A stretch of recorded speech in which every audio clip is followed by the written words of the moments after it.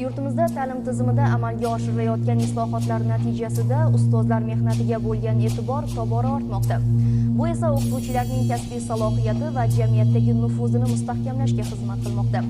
Nuroniy jamg'armasi hamda ta'lim muassasalari hamkorligida tashkil etilayotgan davra suhbatlari esa tajriba almashish, yosh kadrlarni qo'llab-quvvatlash va ilg'or ish uslublarini ommalashtirishda muhim ahamiyat kasb etmoqda.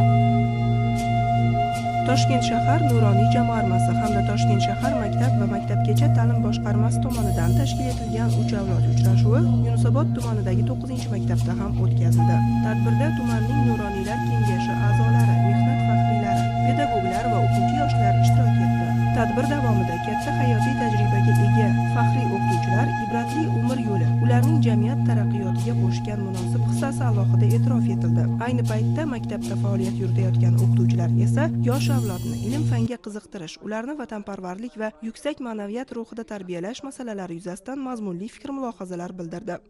Ish faoliyatimga 15 yildan oshdi. Shu ish faoliyatim davomida oliy toifaga erishdim. O'zbek tili va adabiyoti fanidan 50% ustaman bor. Yaqinda prezidentimiz tashabbuslari bilan ustozlarga 70% ustama ham e'lon qilindi va birinchilar qatoridan bo'lib, bu 90 ball bilan men 70% ustamaga ham ega bo'ldim.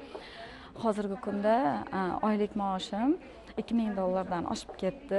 Bu bizga berilayotgan faqat moddiy rag'bat emas, bu ma'naviy rag'bat ham deymiz. Biz to'xtab qolmaymiz. Eng asosiysi, chunki biz kelajakni tarbiyalovchi insonlarmiz. Ular bilan hamnafas ravishda fikrlamasak, biz ularga nimadir o'rgatishdan to'xtagan bo'lamiz. Shuning uchun men har kuni ertalab kelayotganda albatta nimalarni o'rgatish kerak, ulardan bir qadam oldinda yurish uchun nimalar qilishim kerak deb savol beraman. Va kechga uyga qaytayotganda bugun men nimani uddaladim va ertangi kungi rejalarimni har kuni sarhisobini qilib boraman. Men 2024-yil Termiz davlat universiteti o'zbek filologiyasi fakultetini tamomladim va ish faoliyatimni mana Toshkent shahar Yunusobod tumani 9-maktabda boshladim.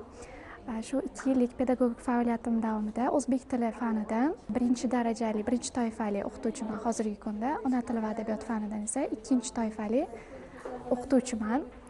2025-yil kuzgi attestatsiyada 96 ball to'plaganligim sababli o'zbek tili fanidan 70% ustamaga ega bo'ldim va hozirgi kunda o'zbek tili va adabiyot fanidan A+ darajadagi milliy sertifikatga ham egaman va shu sababli 50% ustama olyapman va hozirgi kunda oylik maoshim 10 milliondan oshiq. Qolaversa, Sharqshunoslik universiteti filologiyaning yangi yo'nalishlaridan biri kompyuter lingvistikasi yo'nalishi birinchi bosqich magistrantiman. Kontraktga kirgan bo'lishimga qaramasdan hozirgi kunda prezidentimizning imkoniyatlari, sharoitlari sababli hozirgi kunda bepul ta'lim olmoqdaman va bundan juda ham xursandman. Katta rahmat aytib qolaman.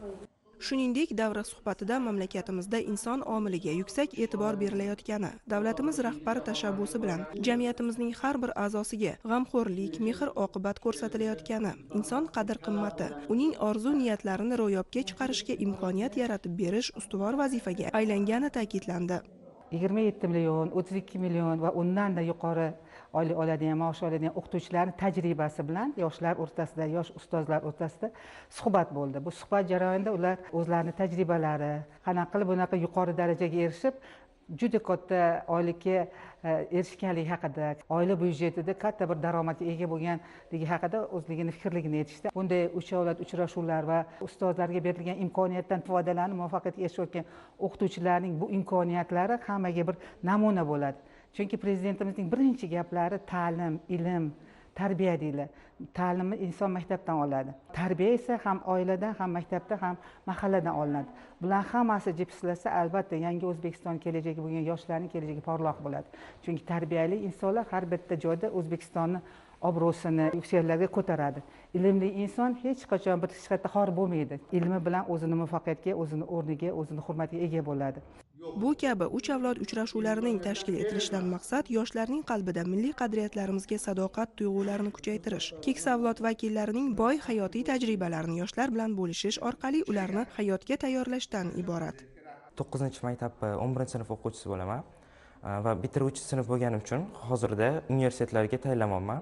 Matematika, fizika va ingliz tilidan tayyorlanmoqman. Ingliz tilidan IELTS sertifikatiga egaman va matematikadan milliy sertifikat topshirdim. IELTSim 7. Kelajakda muhandislik, ya'ni qurilish muhandisligi kasbini egallashni niyat qilganman. Shu bilan birga hozir fizika fanidan milliy sertifikatga tayyorlanmoqman. Hozirgi yaratilib berayotgan imkoniyatlar, ya'ni sertifikatlar bu bizga juda ham katta yordam bo'ldi.